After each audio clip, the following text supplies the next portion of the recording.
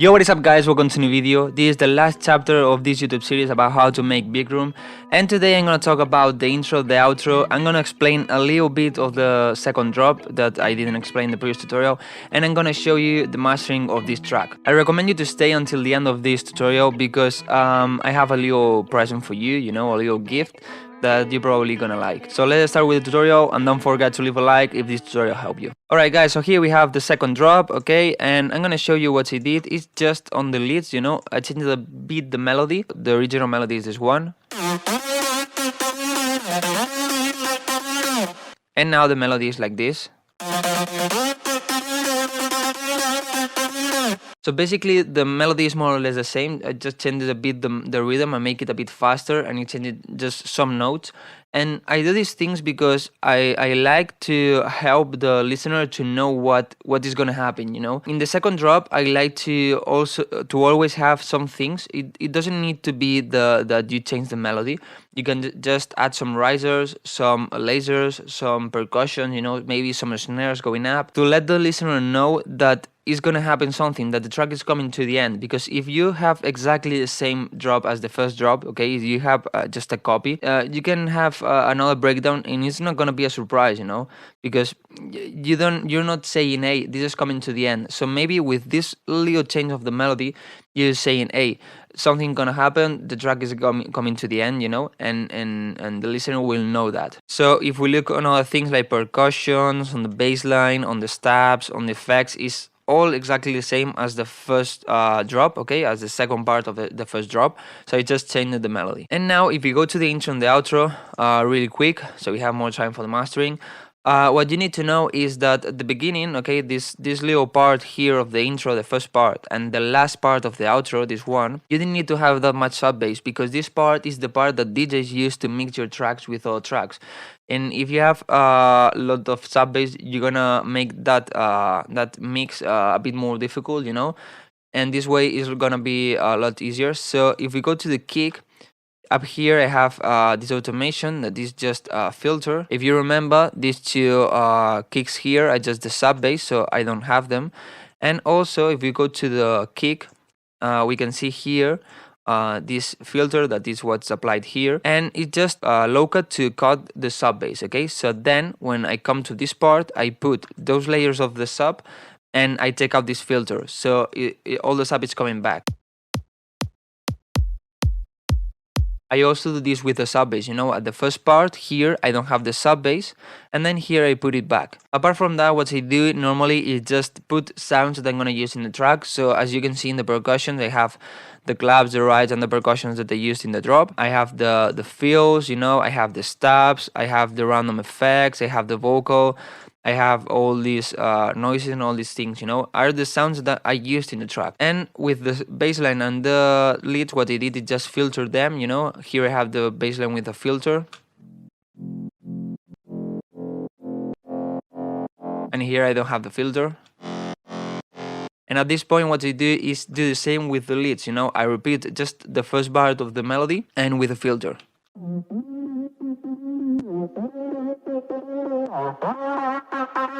And then the outro is exactly the same, but the opposite way, First I have, this is the beginning of the outro. First I have all the kick, with any filter. Then here I don't have the sub of the kick. I have the filter.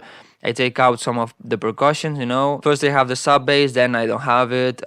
First I have the bass line, then I have the bass line with a filter.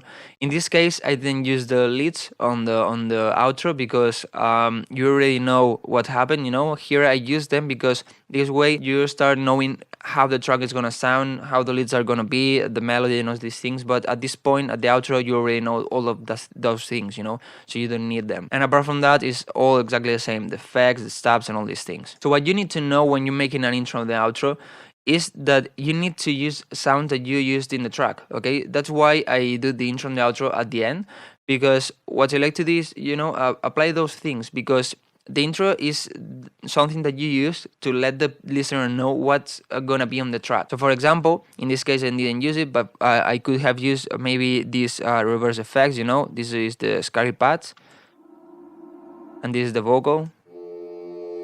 I could just take those sounds, and apply them here. For example, I could have used some of the Moombahton percussions and on things like that. Try to just take the sounds you like on your track and put them on the intro. Maybe apply some filters, and you're gonna have the intro. You don't have to spend too much time on that, because most of the times people is not gonna listen to that, just is gonna skip it, or if it's live they're not gonna really listen to that because it's gonna be mixed with another track. All right, guys, so now let's go to the mastering. I have to say that more or less is the same mastering as a tutorial I have in my channel, because more or less I do the same, but you requested a lot the mastering of this track, so I'm gonna show you. As a little spoiler of what I use in the mastering, just EQ, match EQ, a bit of stereo imaging, and limiting. I don't use anything else. And as I always say, you need to use reference tracks. I use reference tracks when I'm mixing, I use reference track when I'm mastering, and I always tell you to use them. I have some tutorials about this. Some of you, when I give you feedback, I tell you to use reference tracks, And in this case, for example, in this mastering, I decided to use 3 tracks as reference tracks. The first one is Kevon Respawn Raise It. The second one is Mental by Rivero and Regio. And the third one is Donut by Sith and ANG. So thanks, guys, to all of you for these tracks. And well, the first thing I do when I'm gonna master a track is to work on the build-up, okay? The build-up, a lot of people do this on the mixdown, but I don't like to use it there. I prefer to do it on the mastering. And what you're gonna do is just basically add a lot of reverb, filter a bit the track, and decrease the volume. Okay, so this way, when you get to the drop, you have a lot more loudness. You have all the frequency spectrum, and it's gonna sound a lot powerful. Why I don't do this on the mixdown? Because the problem is that if I have a lot of things on the track going on, I already have the track crashing and lagging, and I try to apply all these things on the mastering, it's gonna crash a lot more. You're not gonna really hear what's happening, I prefer to do it on the mastering and be a lot safer and really listen what's going on. So first of all, I have a delay. I use Endless Smile. I like a lot this plugin. It's super simple to use. You have some presets, and you have to decide which one do you like to use. So I first start with a delay. If you go here, it goes up until 20, okay? And as you can see, I take it out before this bar, and at this point is where you have the pre-drop, okay, the Leo bar before the drop, where you have the fill, the organ, all these things. So at this point I don't have any of these effects. So with this delay, what I get is a lot more things going on. You repeat what's going on, so you cover a lot more space, you make it sound a lot fuller. And then I do the same, but with a reverb a little bit, a bit harder than the delay, is 35. And with this thing, what you get is a lot of atmosphere thing, you make it sound a lot softer and more in the background. So what do I get with both Endless Smile is I make it sound fuller, sound with more reverb, more in the background, and it also applies a bit of filter, and I think a bit of volume automation. It decreases a bit the volume. After that, I like to use an EQ, and with this EQ, what I'm gonna do is with a low cut, I'm gonna make it go up in the frequencies and go up in the Q of this knob, and then with the highs, I'm gonna go down in EQ and go down in the Q. Okay, because this way what you're gonna get is the build-up is gonna sound a bit thinner because it doesn't have all of that sub bass, but it's not gonna lose power because you increase the Q. And then you're gonna reduce a bit of the top end of the track, because the problem is that in the build-up you have a lot of sounds going on. You have a lot of risers, a lot of white noises, a lot of percussions, leads, and all these things. So what's gonna happen is that when you come to the drop, you're not gonna have all of those sounds at the same time, so probably you're gonna have less highs. And I don't like this to happen, because the high frequencies give a lot of energy, and if you have all of that energy in the build-up and then in the drop you don't have the same energy, it's gonna be like the drop is not that powerful. So I like to reduce a bit on the top end, and then when the drop comes, I take it back, so I have all of those highs. So if we look here, as you can see, if we go up, it's going up in frequency and in Q, and here is going down in frequency and in Q, okay? So we filter the track. Then I have an imager by Wave, okay? And what I'm gonna do is just make it a bit narrow, okay? More to the center. And then when the drop comes, I'm gonna open again. And finally, with volume automation, okay, I'm gonna use this plugin. What I do is I reduce you can see here, I reduce the volume of the track. until 2 dB. Sometimes I do it more, sometimes I do it less. And then when the drop comes, I bring those dB back. So at the end, what you're gonna have with all of these things is a fuller track with a delay. You're gonna push the track to the back with the reverb and the filter. Also, you're gonna make it a bit more narrow with the stereo imaging, and you're gonna decrease the volume. So the feeling of all of these things is that you're gonna push the track to the back, okay? And then when the drop comes, you take out all of these plugins, and what you're gonna have is the track more in your face, because it doesn't have the reverb and the EQ. It's gonna sound wider because you bring back all of the stereo imaging, and it's gonna sound louder because you bring back all of the volume. And after all of this, what do I do is I start mastering the track. So what I normally do is go to the drop, the part where it has more sound, so it's this one, and here I start with an EQ, okay? I take out a bit of the lows, I take out a bit of the highs, and I take out the resonance, okay? I start looking for resonance. You just have to take one knob, make the Q bigger so it's more narrow. And this way you start listening to a track and finding a resonance, and when you have one, you just decrease it. I don't do it that much, 2, 3, sometimes 4 dBs. In this one I go to 7 because it was a really hard resonance. And then with another EQ, what I do is I try to EQ the track to make it sound better, but not that much. As you can see here is just 0.2 dBs, and here 0.5, because if you have to decrease maybe like 4 dBs, 3 dBs, probably you better want to touch this in the mixdown, not on the mastering, okay? The mastering is just to make it those last touches on the track. So I just have to decrease a little bit here to make it sound a bit better. And then with the equalizer of Ozone, what I do is I match EQ. If you don't know what this is, you just go to this section here, matching, and you click on capture, you play a track, and then you click on capture and play another track. So what this is gonna do is try to match both EQs, and apply an EQ to make your track sound like this track.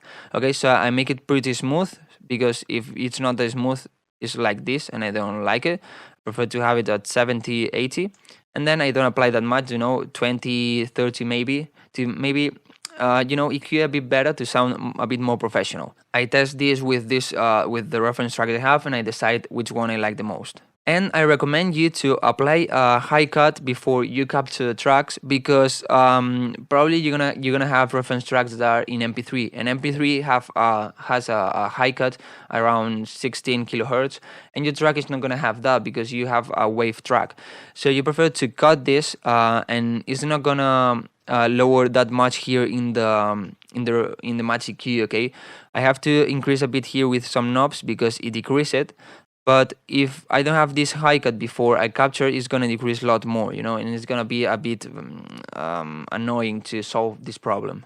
After that, I use Ozone 8. Okay, here I also use a reference track. You go here to reference, you load one. In this case, it's Raise It by Kevin on Respawn. You go to Master Assistant, and you choose to use a reference track. So what it's gonna do, you play a track, and it's gonna try to match the cues, the loudness, and all these things. In this case, with an equalizer, it reduces it a bit here on the highs. Then with the dynamic EQ, it applies these compressions, and I also, what I do normally is make the threshold a bit lower, so it's not gonna apply that much, and also the gain. So it's just applying a little bit, and then I take out the maximizer it applies, because I like to do it after, and then I apply an imager where I just touch the bands the way I want to make it sound as I want. Normally I reduce on the sub to make it more mono, and I increase here these 3 bands a little bit to make it a bit wider.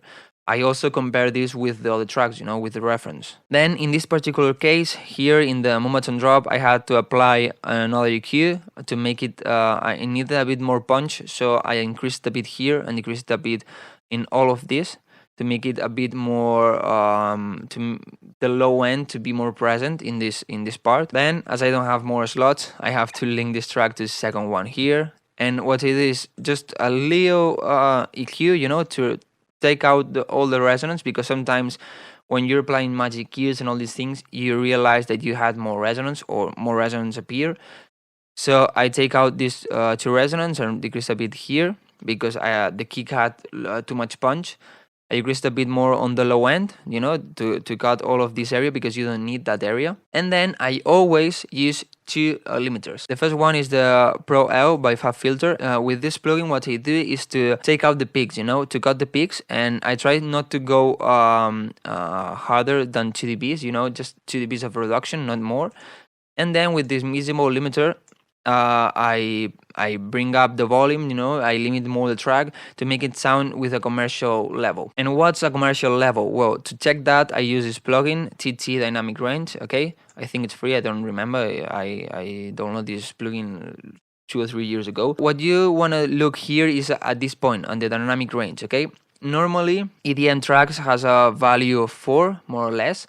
Lower is more compressed. A value of 3 in the dynamic range is a lot more compressed at 4, okay? And normally you want your track to be around 4, 4.5, you know? There are tracks that goes even harder, you know, and goes to 3 of dynamic range. But you need a really clean mix down to get to that point, you know, and it depends on the track because, for example, if you just have a kick and some vocal chops, for example, you can have lot less dynamic range, you know, you can compress a lot more the track. But if you have, for example, a progressive house track, you have too much sounds and you probably cannot get to that point. All right, guys, so as you can see, it's not that difficult. It just applies some EQs, you know, use match EQs and limit the track, you know. Some people likes to compress and all these things. But I don't like to do this because in the past, when I tried to apply compressions, multiband compressions, and all these things, at the end I had a really strange track. You know, all the mixdown was destroyed and all these things. So I just like to limit, and at the end you're compressing, you know. And if you have missed the track well, you don't really need the compression, in my opinion. So well, guys, this was this series about how to make Bigroom. This is how I made my track Superman. As always, if this tutorial helped you, just leave some likes. Leave me in the comments what kind of tutorials do you want for upcoming videos, you know. And I want to tell you that in the description box you have some of the stems of this track Superman, because you support a lot this YouTube series. And well, you can use them as reference tracks, you know. You can use, for example, the leads of my track to reference and use Magic Q with your leads, you know, and check the reverb I have, check the stereo imaging I have, the Q and all these things. So it's gonna help you a lot to get better on your tracks. So nothing else, guys. Hope this series helped you a lot on Make Bigroom. As always, leave me in the comments, send me mails, talk to me on Instagram about what you want for the next tutorials, and I always do it, you know. So nothing else, guys. Like, comment, subscribe, share this video, and nothing else. See you in the next video.